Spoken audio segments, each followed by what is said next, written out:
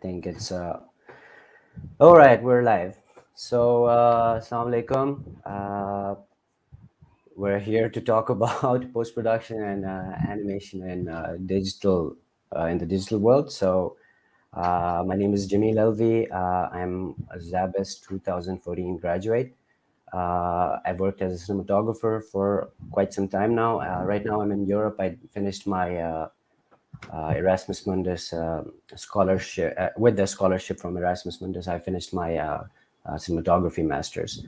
I would like my other guests to introduce themselves because these are basically the first like graduates and the most experienced people among us. So please. After you, Zeshan. Please. My name is Syed Zeshan Ahmed, and I am from the first batch of media sciences. My majors was in production, film, and TV. Right after graduation, I joined Hum TV, and then I worked in Express TV. Then I was associate producer in BBC World Service. Then I started getting projects.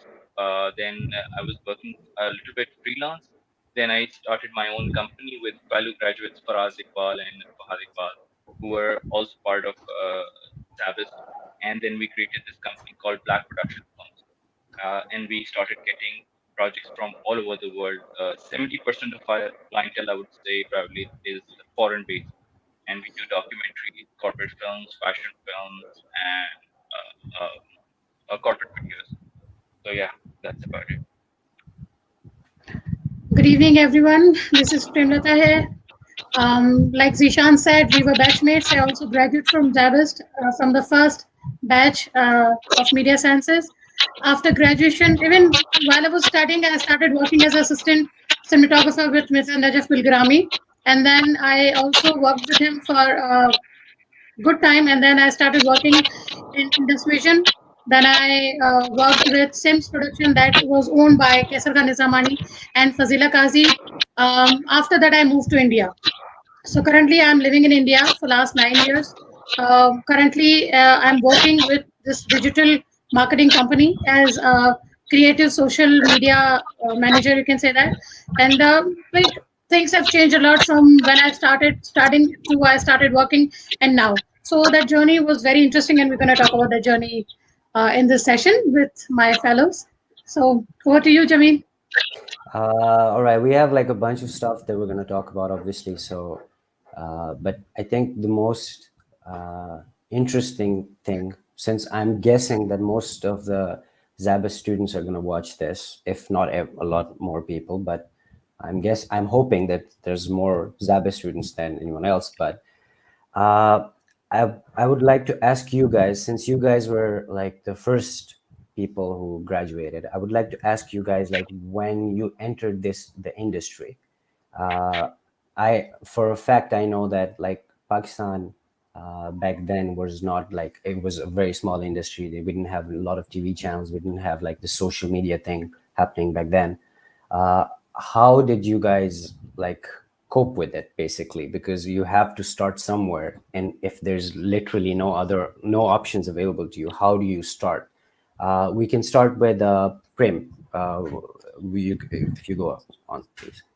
See, as I said that when I was in SZABIST, those 5 years were very, very different for a person like me because I belong to a very small city. I was from 𝗏𝗏𝗃𝗏𝗏𝗏. So getting into a big city was first of all a big challenge for me. And then starting into a university which was so far away than what actually I have studied from. So again, that was very challenging for me. Those 5 years were very interesting. And then working in industry again, it was another challenge because when we graduated at that time there was no such media industries involved, there was no such production houses that were working. Only Indus Vision was the only channel, and Geo that started recently when we were studying.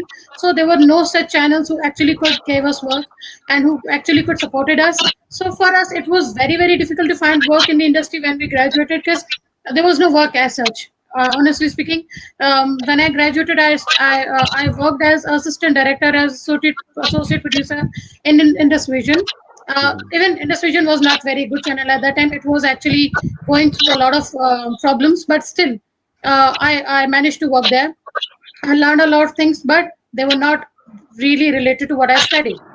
Because we graduated as filmmakers, and Indus Vision was a channel that was producing dramas and live shows. So it was totally a different environment for us. But again, we cope up because we studied well. Whatever we have studied in those 5 years, that was the best. I think even today, I remember each and everything that I studied in those 5 years when I was in Zabist. So things were very difficult for me. Won't say for me, but I think it was for everybody. Finding work was again very difficult. Again, because of no such proper industry, we had to create work. We had to come up with our own things. We had to create a lot of stuff. Like we created our own production houses, and then we started getting work from outside Pakistan, and also from initially everything was free because nobody was willing to pay us, honestly speaking. Because at that time when we started, again, the thing is, there was no such scope of media at that time, so we had to started working for free just to get that recognition. So again, a lot of things that created a lot of difficulties. I think Zishan can back me with this thing very well, because he also came up with his own production house, like he said. So we all had to come up with our own product. We our own production houses. We started working for free from friends who used to get work. It was very difficult to get recognition at that time when we started. So, Zishan, I would like you to elaborate this thing as well. Yeah, sure, sure. The things we were getting were not we were passionate about, like morning shows and all that. So we had to direct. I remember our teacher Najib Big Rami said that you will be doing some things after graduation that you won't like, just to run kitchen and all that. I was like, no, no, I'm a filmmaker. I'll be directing films after I graduated. So eventually, obviously, that happens. It doesn't happen overnight. You need to do things that you don't like and which are not your passion. So I did that. Initially, everybody did that. And then things started to obviously turn. And yeah, things started to change. Geo was the only channel, and I don't know what happened, but luckily, a lot of uh, people from Zabis got internships at Geo. I got a job offer in my first year, which when I asked my teachers, they said not to do it right now because obviously it would affect my studies. But that was quite a good thing because I think one thing that Zabist taught us was presenting ourselves well when we were interviewing, when we were getting out there. So yeah, the competition was there. It was quite a tough market, and I would say there were people in the market that didn't like people who were coming in as graduates of media sciences and all that because they were saying that you just need experience in this.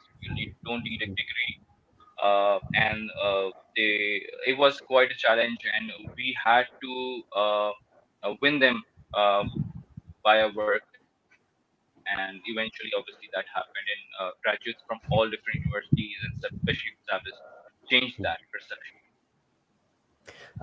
Yeah, I think that's fairly true. Even after, like, I know it must have been like very difficult when you guys started. It's still pretty difficult because even though we have like a lot of representation in the industry right now, like we have like the biggest thing I can say is like there's two Oscar films. The only two Oscar films have Zabist students working on them. Had working students working on them. They're obviously professionals now. Uh, we have a lot of great directors, cinematographers, and art from like every department. We have like amazing people. Uh, so I'm kind of glad that we have all those people, but still when we graduate, I think it's fairly common that you have to prove yourself, obviously. So no one looks at your degree, no one looks at where you were, where which university you did it from, but like the only thing that kind of helps us coming from Zabist, I think at this point, is the fact that it kind of has like, I would say that there's like this brotherhood that kind of connects everyone. The that you want to work with people that are from your own school, maybe.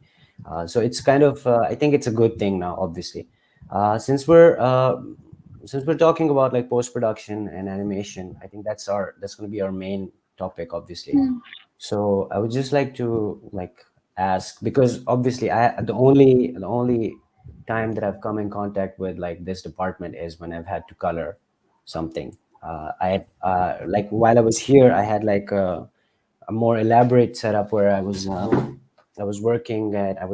studying under like these very high-end European colorists who basically kind of changed my perspective of what color is and how to like streamline the whole post-production system. Because I obviously working as a cinematographer, my process was completely different from how it should have been. I know for a fact that Zishan, by you've also majored in this thing in terms of like you work and post a lot, and just as a background of what we're talking, can you talk about like, let's say that narrative has been shot, the pre-production work has been done and the production work has been done, so now how do you go forward with that, like in terms of post-production? Yeah. I'll start with when I was in Zabist. Mhm. The first festival that happened, I got the Best Editing Award and Best Sound Design Award. Uh, one for my film and one for another film that I worked on. So that gave me a little bit boost that okay, this is something that I need to work on, and this will give me some that I'm good at maybe.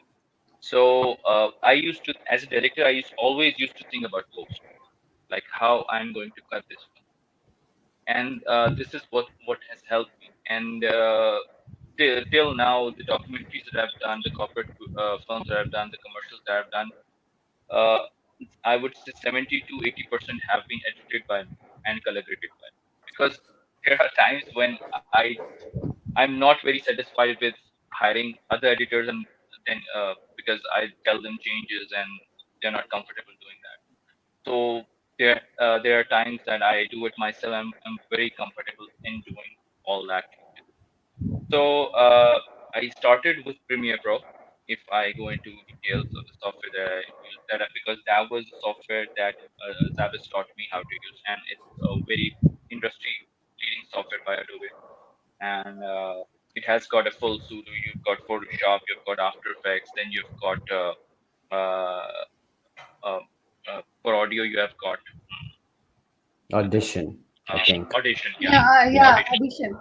Hmm. Yeah, for audio you've got Audition, and this is a complete work that you can do, and you can do everything in that.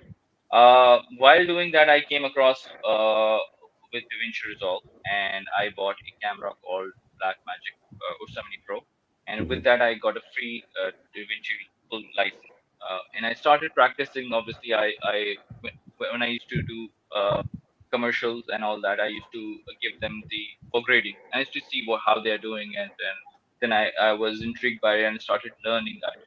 And because DaVinci has everything built inside one software, that helped me a lot.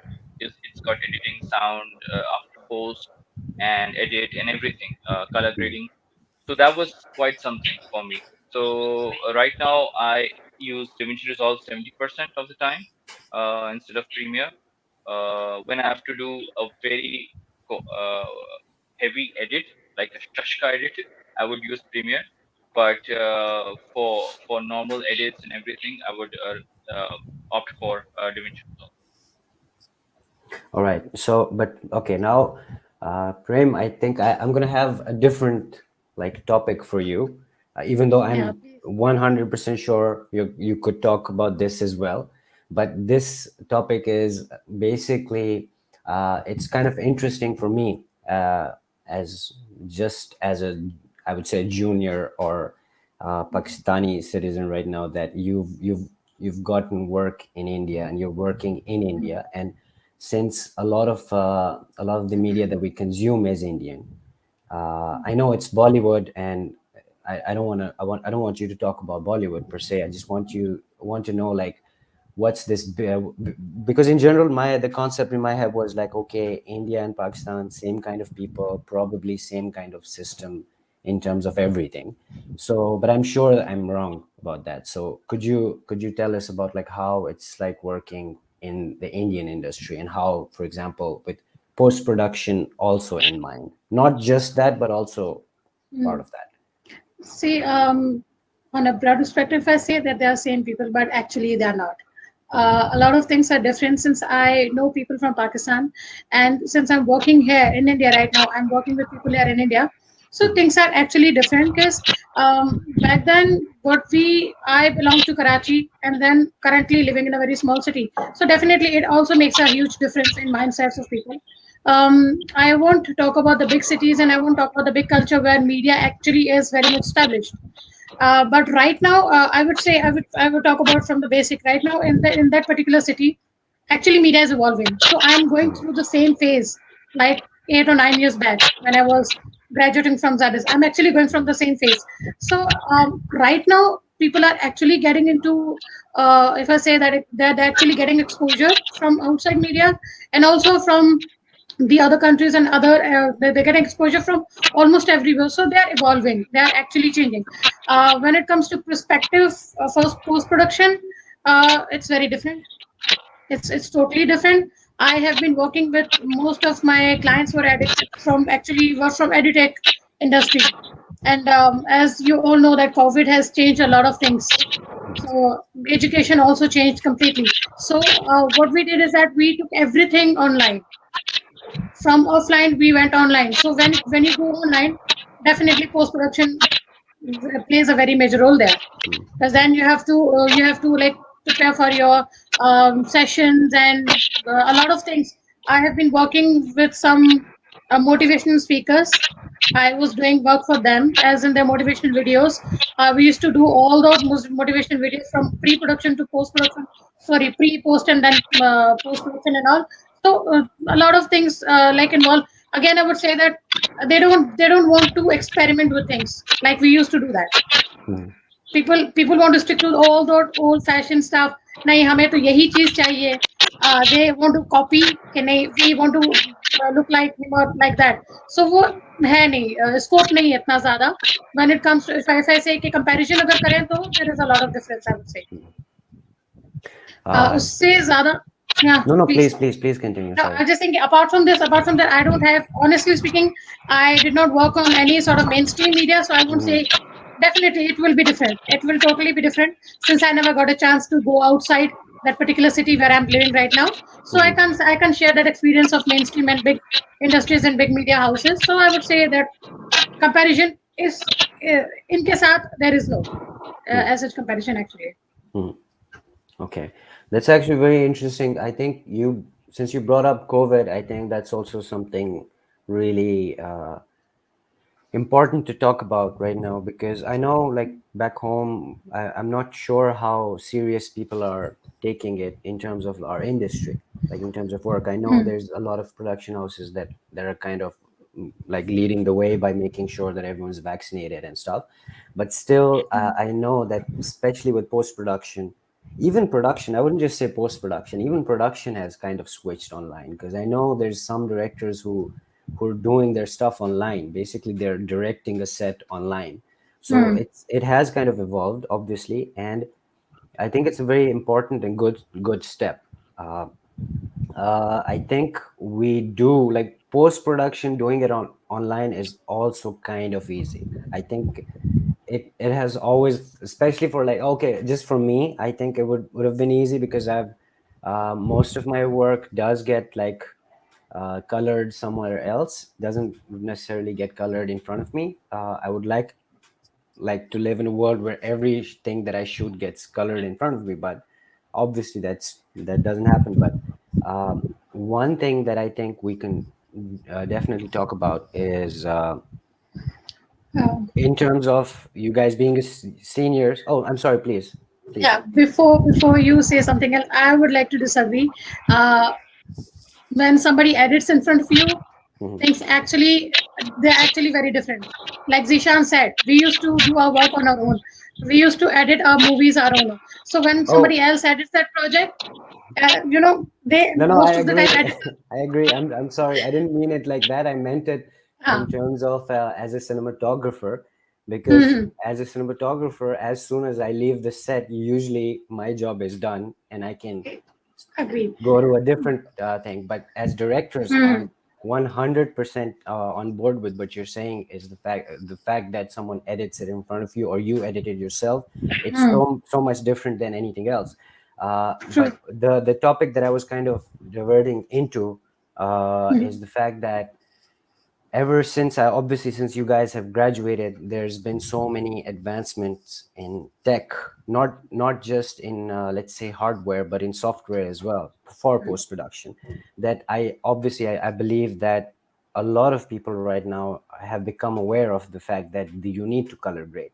So even if it's a bad job, I'm just going to be honest here. There are a lot of people who think who believe that okay, ek lat phek denge और color grading हो गया. So I kind of understand like that mentality as well, because at least people right now, I'm sure even kids who are making their vlogs, they also know about color correction as well. I am guessing with all this new social media stuff, including TikTok. Even though I don't really understand it that much, but I kind of see that it's kind of teaching a lot of people how to edit stuff. So I think it's going to get more competitive with time, and it would be amazing if we talk about like, for example, let's say I'm a new grad, not even a graduate. Let's say I'm someone who's thinking about film.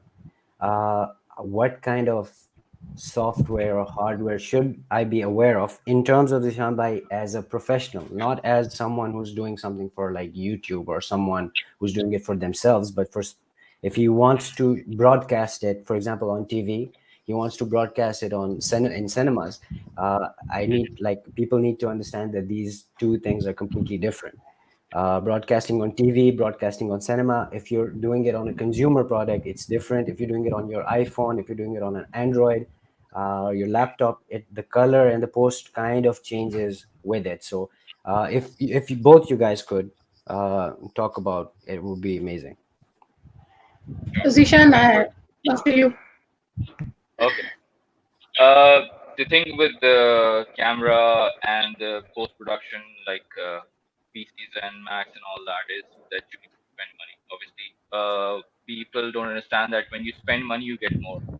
The one thing that I learned the hard way was about color graded screens and whatnot.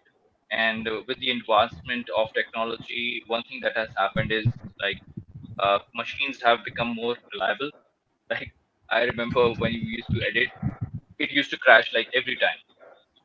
Your edit used to get lost, and your all of your footage used to get deleted and all that. So hard drives and the editing softwares in your machines are more reliable. This is one thing that has happened. And about the camera, I would say that first need to understand where your final product is going to broadcast. If it's for the cinema, you need to understand it needs to be at least, some people say 2K, I would say 4K, minimum 4K. And it doesn't mean that when your phone is shooting 4K, you will say that you can broadcast it, but it's not the case. Some cameras like Ari Alexa, the old classic, shoot 2K, and they are way better than what Motorola shoots phones.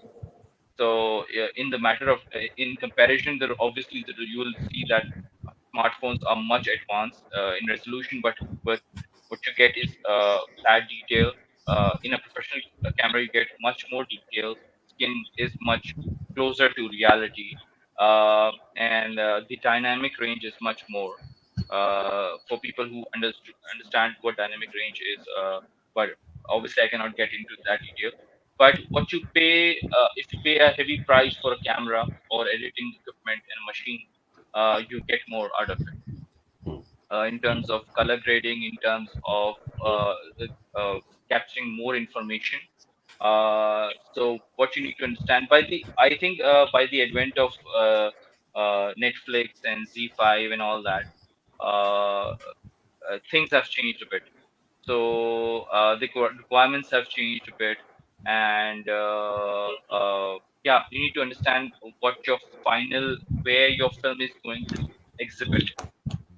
Yeah, if I can just add to the Netflix and the Z5 thing, it's just to like for people to understand, like a lot of our students to understand that when you're making a film, even if you're doing it on your own, if it's an indie project, if you're hoping to get it in a certain place, you have to find a good post production place. You can't do it with, to be honest, I don't think you can do it that well with people who handle a lot of commercial work, because they're gonna always go for the commercial work instead of your work, because the commercial, human nature pays better, so people would focus on the commercial. So I understand that.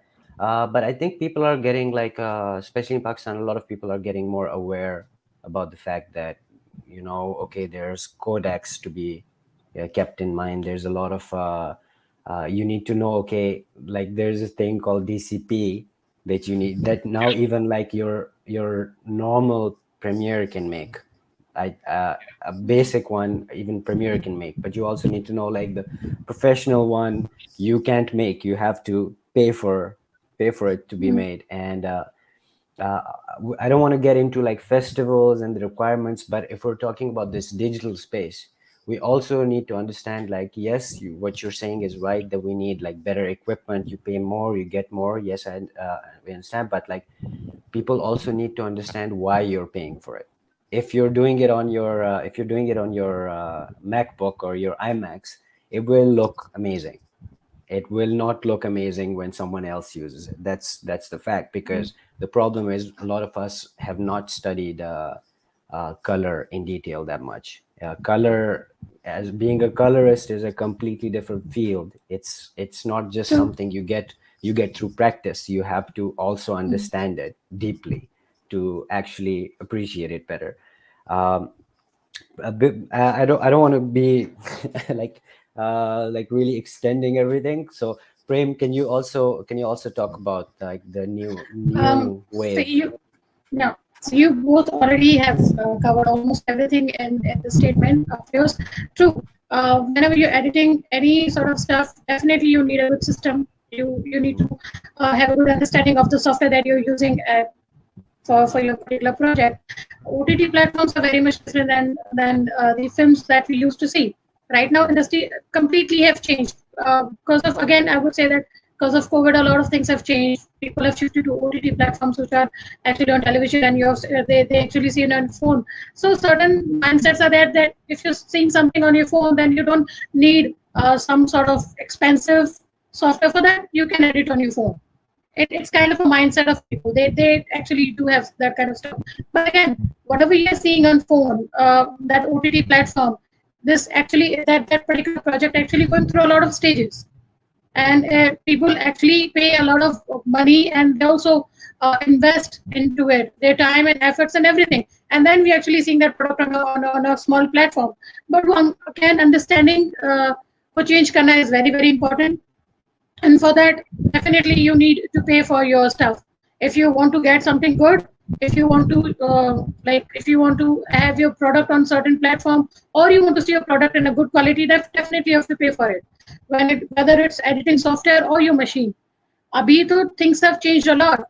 Again, Zishan was absolutely right. When we used to edit, I don't think so graphic card कितना होता था हमारे system में, 4 GB was way big thing, I think, at that time.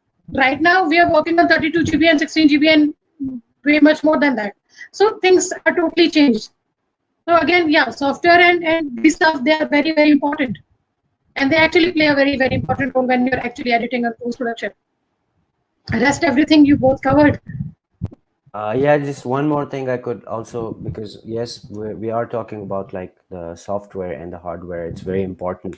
Clearly, it's one of maybe the most important things, because you could have something in your head, but if you're seeing the wrong thing on your monitor, you're basically gonna have the wrong thing in as the result. And the problem with bad results is that we have a saying here, and I'm sure it goes everywhere. that the cinema screen is your biggest judge. So that's it's not your it you can't have a disclaimer saying that, oh, I'm sorry, it was supposed to be like that. No. So I think Zishan, by your mic is also your mic is muted, so I can't see you. I can't hear you. Sorry, I can see you say something. Now, Yeah, yeah, I can okay. hear.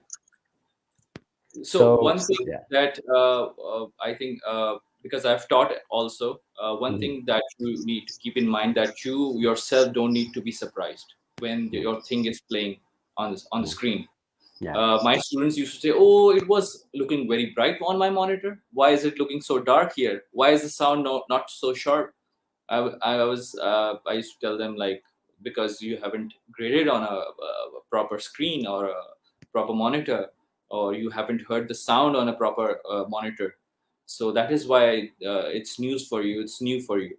So one thing that a filmmaker or a professional needs to keep in mind is that whatever that he has imagined or he has seen in his studio has to exhibit like professionally. It doesn't need to, he doesn't have to be surprised, oh, it's looking different. So that will like haunt you like anything. Yeah, exactly. That's 100% true. And also, one thing that's obviously now everything that we say is going to be like, "Oh, that's also support. That's also important. This is also important. Everything is important." But the most important thing, again, like they used to keep telling us in ZABIST when we were starting, was the aesthetics. Like, yes, we kind of understand that the technical thing is way important, but the aesthetics are so important that, like, right True. now I'm not sure how many people back home know about this. We know about Da Vinci, but we also have to kind of know about ACES, because it's a color space which kind of it's for the academy. And it's if we're thinking about reaching, if the Oscars is our aim, and no colorist in our midst knows about it, then it's a problem. We need to be able to understand these small things. These are uh, and because like information has become very easy now. I'm not going to say, like, when we were graduating it was kind of difficult to get in touch with like a lot of people. Like, I'm surprised that I didn't know you guys before, just as an example. It would have been so helpful, because there was a lot of things that we could have connected with. But right now everyone is connected, especially online right now. Thanks to COVID, I think we're all connected online more. Cinematographers have in Pakistan have started to connect more. There's post people who have started to connect more. So it's kind of important to try to like better yourself. I know it's a very weird concept back home that if I'm a director, that I just consider myself to be the best one. I don't consider anyone else anything. It's uh, I'm glad that our teachers are not like that. A lot of our teachers, they're very open to giving out information. For example, like I remember Agree.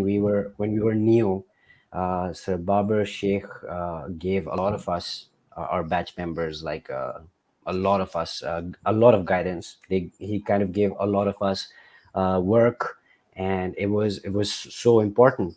Like, Hmm. I'm not going to name names, but we have one of the most like best art directors, one of the best directors right now. They've all worked under Sir Babar Sheikh. Sir Najaf was the first person on set, where I got my set, basically the set education. The first time I was with Sir Najaf, and it's kind of amazing to see that every one of us is connected to Sir Najaf that way. And Absolutely. uh, now, just to extend this our topic, because yes, we've been talking about like editing and color. I'm not an expert in this, so I would say I'm not even a beginner in this. So it would be about animation, because I'm far away from it, but I know you guys have had like more experience with it. um, how do you guys see like animation, like the scope of animation in, like, let's say in Pakistan right now? Okay. Um, See, when we were studying, I think Zishan, if you remember, there was a teacher. He used to teach us like Photoshop, and he was a graphic designer teacher. His son was working with the Mask theme, the movie The Mhm. Mask. Yeah, it was a years back. At that time, animation was very, very much involved in Pakistan. Pakistani people were actually working for Hollywood at that time. His son was working in that industry. He made animations for the Mask film. So I think scope of animation started from back then in Pakistan. And right now it is something way beyond anything else. Right now, Yeah. a lot of Hollywood industries are actually getting work from Pakistan. They're getting their animations done from Pakistan. So the industry is getting way, way better than what it was 10 or 15 years or 5 years back. So scope is always there and it's growing day by day. If I'm I'm not wrong, sorry. Zishan right now he's I'm yeah. sorry, Prem. Your voice kind of broke up in the middle, but I got what you said, Mhm. but it keeps Hmm. breaking up. But it's fine. It's fine now. Okay. Now it's fine. Now it's perfectly fine. Okay, I'm sorry. So I I was just stopped saying you. that no, no, no, it's totally fine. I was just saying that I'll repeat once again. I was saying about this teacher of ours whose son was actually working in the animation industry, and he worked for Mhm. the movie The Mask. Mhm. He was working as an animator for that movie, and then there were so many other films who were actually getting their animations done from Pakistan at that time. I'm talking about, um, I think it was back in 2007 or Six. 8, maybe. Yeah, Mhm. maybe 6 or 7. So 10, 12 years before, when people are actually getting animations from done from Pakistan, at that time that industry was very good. And right now things have changed completely. Right now most of Hollywood projects have animators from Pakistan. They're working as like main people who are in the field. So there is always a scope for growth, and actually industry is growing a lot. Yeah, I think 10, I 12 think years back. Yeah, I'm sorry. I'm please just go ahead. gonna add to that by saying, Hmm. like, I know there's like there's some Pakistani talent who's been working on these films.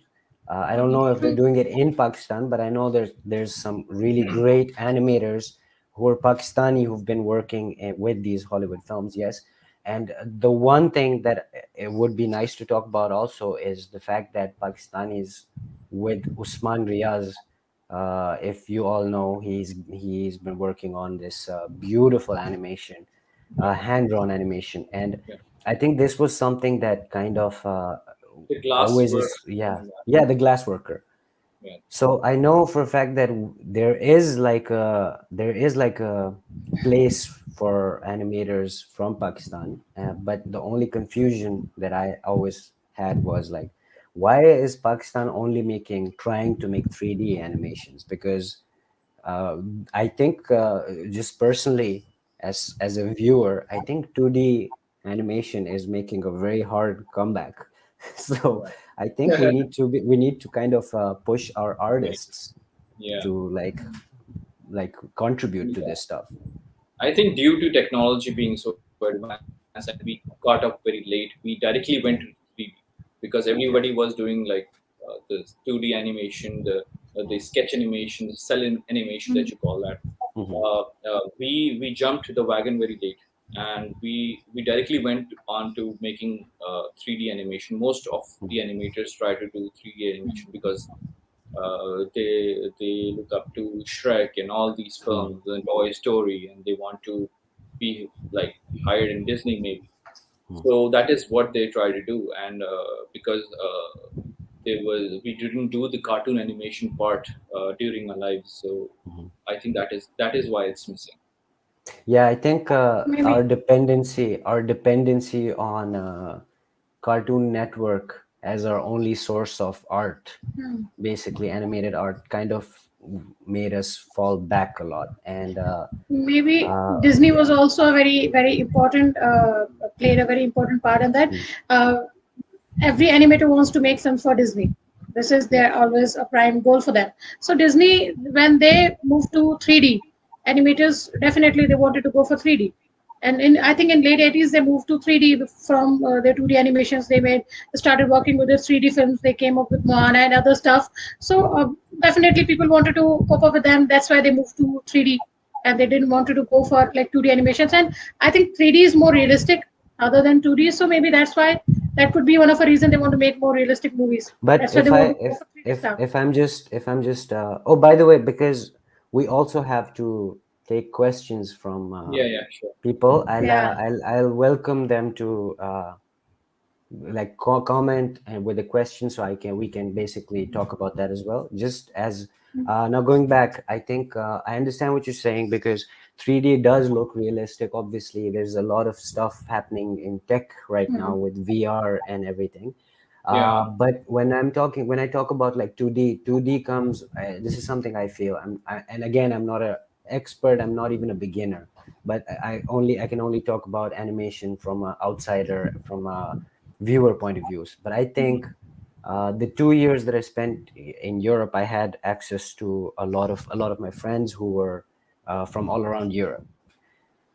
So one thing that I kind of saw was 2D animation comes from a culture of art. It doesn't come from like people suddenly start watching 2D stuff. It's 2D has always been part of their culture. Like the Japanese anime is like one of the most, for me, it's a beautiful form of animation. Beautiful form. But Totally yeah, agree. and China is also working on like these 2D animation stuff online. There's a uh, I would argue that 2D might become more viewed in the future, because right now almost every show that Netflix is producing, almost, they're also creating a 2D version of it, like an animated 2D version of it. They did Witcher, and they're releasing a new Witcher anime version. The game Dota has its own anime. I know that the Russians, for example, when we're talking about the history and the culture, they had this super weird animation, Soviet animation that they used to have, but it kind of feeds into like the art culture Yeah. thing. And I think it's so important for us Yeah. to kind of It's important. recognize that we need to kind of push our artists more. Like we need to uplift them. So artists like these are very important. And I think just the fact that, like you said, we've been so far behind, we were so far that most of our stuff, quite honestly, kind of looks bad. Even though I'm not saying all of our stuff, there's some really beautiful stuff that people have done as well. Like there's Mm. some stuff that Sharmeen did with Yeah. her animation us. Yeah, Right. it's very beautiful. It's a step in the right direction of creating our own visuals and our own style. I think it's kind of nice. And I know the cinematographer for that animation was Fazan Ali. He's a senior, and he's also in Europe on like a documentary grant. He's also doing his Erasmus stuff. But Nice. before he came, he was working on that animation as a DOP, which is, for me, was kind of unknown, that, oh, okay, there's a cinematographer in the animation thing as well. So he was like, yes, you have to kind of choose. It's a narrative in the end, so you have to choose, like, oh, there's going to be a mid shot, the camera's going to Mhm. move like this, and there's going to be this kind of depth, it's going to be this lens. So I think that's also important for us to kind of remember, that, like, even if you have no knowledge about animation, you could still be a part of it. It doesn't mean that you're not going to be a part of a big project like this. This project that I'm talking about, I think it was it's listed for an Emmy or something. I don't remember properly, but it's still like, and Sharmeen always produces stuff that's of that caliber. So I know that we have to, like, remember that we can still be a part of something like this, and as writers and everything. But since we're talking about post production and animation, we're not really going to talk about the writers that much. Yeah. I would like to add one more thing here. Hmm. When it comes to animation, everybody have this kind of perspective. Animation is all about cartoons. Yeah, So I don't think so. Animation is all about cartoons. yeah, Animation, like right now, if you talk about editing, animation plays a very very important role when it comes to yeah, editing. yeah. You can do a lot of things in terms in editing, like chroma. Hmm. We used to shoot in chroma. Most of the movies they are shot in chroma, and then they Yeah, edit and they animate everything on post. Yeah. So I think animation is actually बहुत I would say कि काफी बढ़ चुका है from that cartoon thing. It actually evolved a lot. So Hmm. animation is not just about cartoons. First of all, I would like to say that it's about a Yeah, lot yeah, of that's things. true. It That's has true. it has a lot of elements in it, Yeah, and that's I true. think That's true. I'm Bollywood, sorry. yeah. Yeah, I'm sorry. I kind of just in my head, I just went into one direction. No, no. Yeah. See, we are talking, and then I think one point I will give, another Zishan will elaborate, and then you will come out Yeah, something else. So that's how we're gonna talk about. yeah. No, no. One thing I I But would please please, like to add. continue. Continue, please. It hmm, was really, Yeah. really the right direction. Yeah, one thing I would like to add what Jamil was saying about 2D animation, Pakistan lacking in 2D animation is that Hmm. for 2D animation or cell animation, you need to be a great sketch artist. You need to be an artist, right? For Yeah. 3D animation, that's not a requirement. For Hmm. example, the 3D animator that I have, I don't know if he can even draw. So for a 2D animator, that is very important that he can draw everything Yeah. and he has to be like an artist. Uh, and that is why the world I think is coming back to 2D animation because more it looks more beautiful. It looks like painting. You can draw everything Hmm. like that. And Hmm. so one thing that is I think a bit off topic. When games were like 8-bit, Street Fighter and Yeah. all that, they were in 2D. When they came into 3D, they were looking so ugly. If Yeah. you can remember that. Yeah. Because that was the initial stage, and I was like, why the characters are looking so funny and they were looking so great in 2D animation. Yeah. But now that we have an added dimension, but still they don't look that great. Yeah. So yeah, 3D has its own um, advantages. 2D has yeah. Hmm. its Yeah. And advantages. also again, they both have a different audience as well.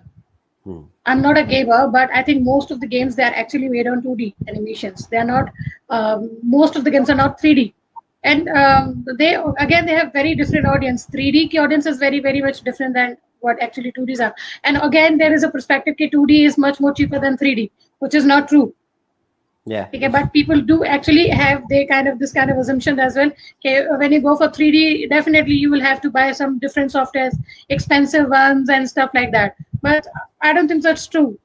Animation, um, both things are very important, and they're very different. Again, they're very important. Hmm. But Yeah. I perceptions think है लोगों के. I hope we're doing justice to a lot of the like animators out there who are actually animators. I hope they don't hate what we're They're saying. like they don't They're want. like that guy's wrong. That guy is wrong. I hope that's not happening. But You can take like questions if you the have them. Hmm, if as soon as we get them, I'll add it here. But right now we're kind of dark, so it's fine. We can just do our stuff. Um, yeah. One thing that was interesting because we were all having this discussion before we kind of joined in. It was just the fact that, and again, it's not part of the post production debate, but it's part of the filmmaker debate. It's that Hmm, when we graduated, and that includes me, and I'm sure it will include the next generation, and when you guys graduated, Zabist kind of did something cool with us. It was the fact that they kind of prepared you for a market that's not going to like them.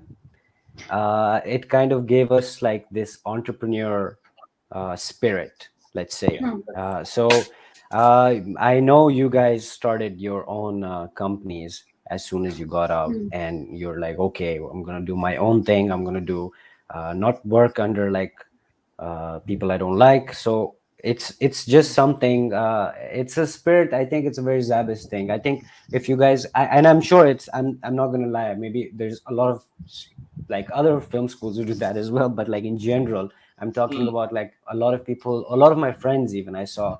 Like they graduated with this thing that you know what, we're not going to work for someone, we're going to do our own thing. So maybe you Yeah, guys can talk about that because I know you guys did your own thing as well. hmm, yeah. So one thing that Zabas nurtures is entrepreneurship. That Mm. if you have your own vision, if you have your own idea, you can go work for yourself. You don't have to like work for anyone else.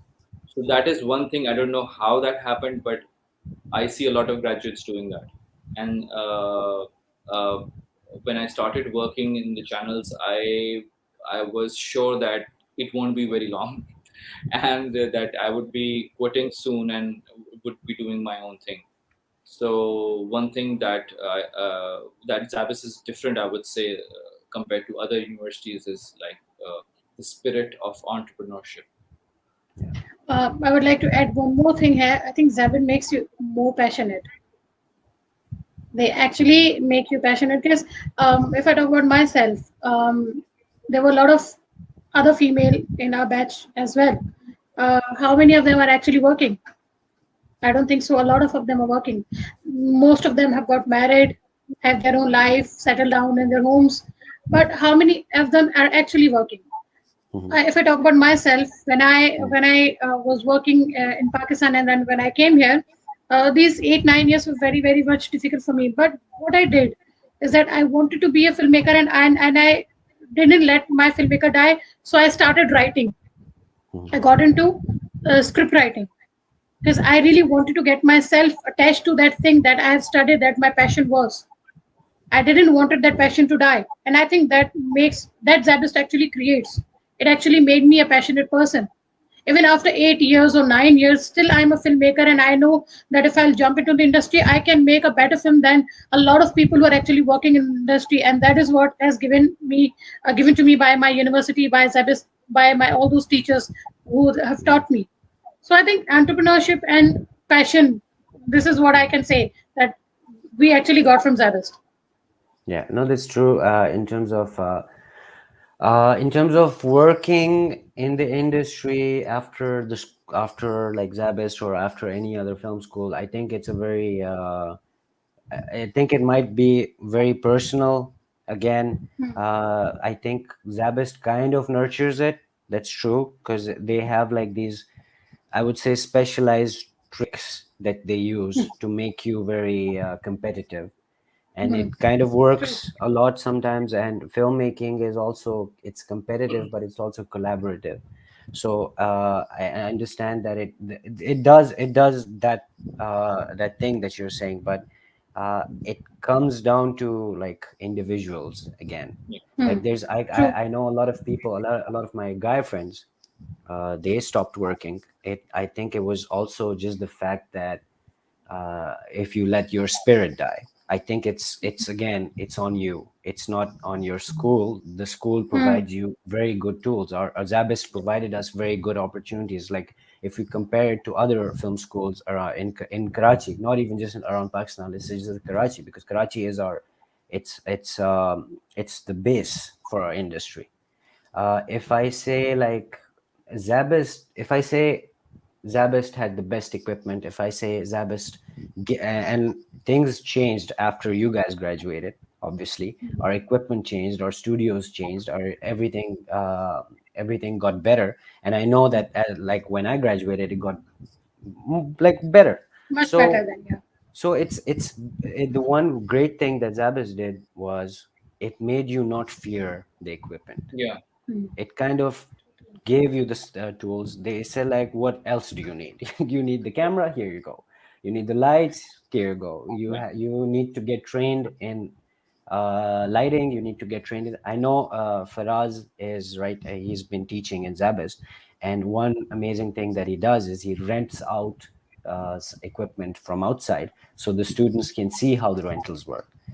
All these things are very important, and I know that post production is also a important part in Zabist as well. Like the I know Sir Irfan used to teach animation. It helped a lot of students actually uh, understand their potential. uh, so it kind of, I think post production has always been important in our school as well, but it's just that again, everything is very, it's a personal thing. Yeah. Again, this is my belief. Like if I didn't have, I know some of my friends who just gave up because it was super Mm. hard, and I wouldn't blame them because the industry is hard. It's not friendly. The timings are awful.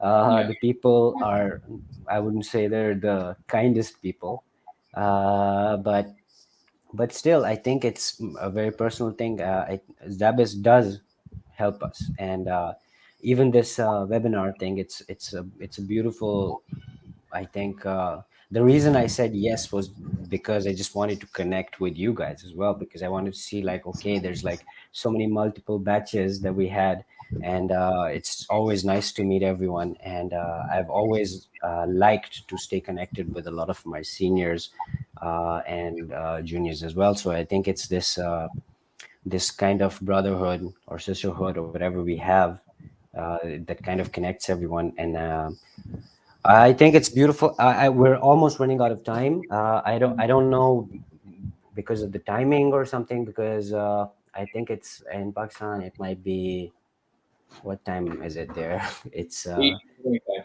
yeah. So 8:30, I maybe, guess. yeah. I think people are not. A lot of people aren't online yet, but I know we did cover a lot of stuff, so we're not getting that many questions Mm. simply because I'm assuming that we're very interesting people. That's not the problem. The problem is they're having dinner. They're having dinner. So, Just stuck in uh, traffic.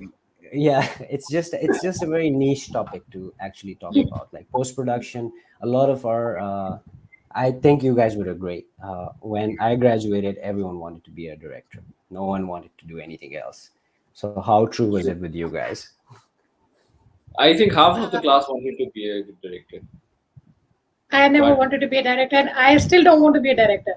he was, yes. I don't know if he remembers or no, but I started as a cinematographer. I started working as a DP when I was in SZABIST, and after graduating, I did pursue that thing for a good time. Right now, I'm not into direction in cinematography, but I am a photographer. I do photography for my shock ke liye. I would say that I do that because I really wanted to get connected to that thing. I don't want, again, I would say that filmmaker to die in me. So I keep myself Mm. connected to those things. So I do photography, but direction was never my goal and No, still but Yes. not. but my point is like a lot of our friends, like Yeah, Zishan, I said you had 50% of your class who wanted to be true. directors. We had maybe more, and every batch you just see that, okay. Maybe I would go as far as to say, like, I think I started this the day I came into Zabist was I had this in my head, like, director. That's what I'm going to be. I'm going to have the best job. But I think it literally took me like a week or less than a week to realize I can't do this stuff. This It's is not too hard for true. me. And I think it's just Zabist also does a very nice thing because it's media science. It's not specialization in something. It Yeah. it kind of helps you Yeah. figure out what you Yeah. It want. What do you want to touches do? a lot of topics and a lot Yeah, of like things that you won't be looking at in real life, like post yeah, production and fun teaching animation. yeah, So it basically triggers whatever that is inside you. If you want to yeah, become an Hmm. animator, you love that course. If you want to yeah, be an editor, you love someone else or yeah, some other course. So that happens. So that is how you get into specialization, and Zappis really helps you understand what your skill set is. Then obviously the grades reflect that. You want to be a director, you're getting a D. So yeah. obviously, so No, that no, no, no, no. Let me disagree with you on this one. Just because I would take my life as an example. I think the worst grade I have from Zabest is cinematography, and oh, I think that was simply because I think, I don't know, I was going through something on that course or something went wrong. But I would honestly tell anyone, if there's like only 10 people watching, I would just like to remind them that the grades will never define you. I think if you have this passion, you're really going to nurture it once you're out of the industry. Hmm. I would say we have amazing teachers, but there's sometimes some things I would disagree with my teachers, yeah, which was a that's good, fine. healthy thing. There was a healthy Yeah, thing, because disagreeing Hmm. with your professor is something everyone does, I think, at some point. So Hmm. I would say that the only way to like do what you want to do is yeah, actually just keep doing it. yeah. Hmm. One thing You don't good about stop. Yeah, Sabbath and their professor is if you have a different opinion, you can hold on to your opinion. You don't have to change that, and Hmm. yeah, that's good about it. And that is yeah. why The worst that happens is you fail, which is fine. Totally fine. which is fine. No. I think you guys are right. I think as as students, it was a nice place. It was never too dismissive of ideas. I think it let us do whatever stupid thing I think I thought was like, okay, it's gonna be very stupid, and then Sababa would just go like, it's a nice idea, sounds good, maybe you should do it, maybe it looks nice. And then I think he was one of the reasons I kind of realized maybe my ideas are not that stupid. Yeah. Maybe I can kind of work on it. So it's kind of a nurturing space. But these guys are also human beings, so I understand if they have bad days.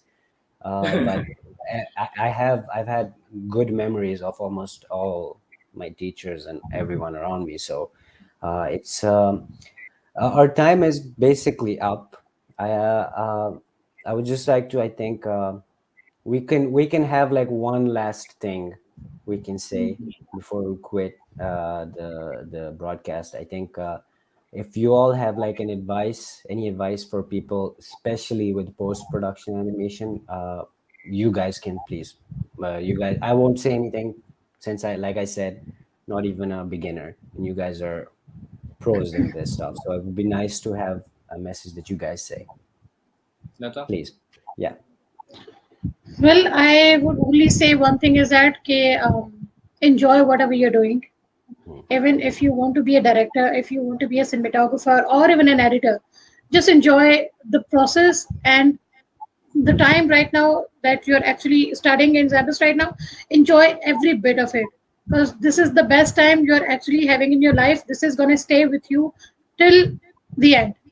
If I take myself, if I just talk about myself, um, I remember each and everything that I studied, and also I remember each and everything that I did during that time. So this is gonna stay with you till your life. So enjoy every bit of it. That's it. Right. Over to you. I would like to just say that just be consistent, be truthful to yourself, because if even if you have got talent, consistency will always be talent. It will, if you are consistent in your teacher's eyes, you will be more reliable. They'll probably hire you for their projects, and that is Yeah. how things happened for me as well. And I'm sure that happened with Lata as well.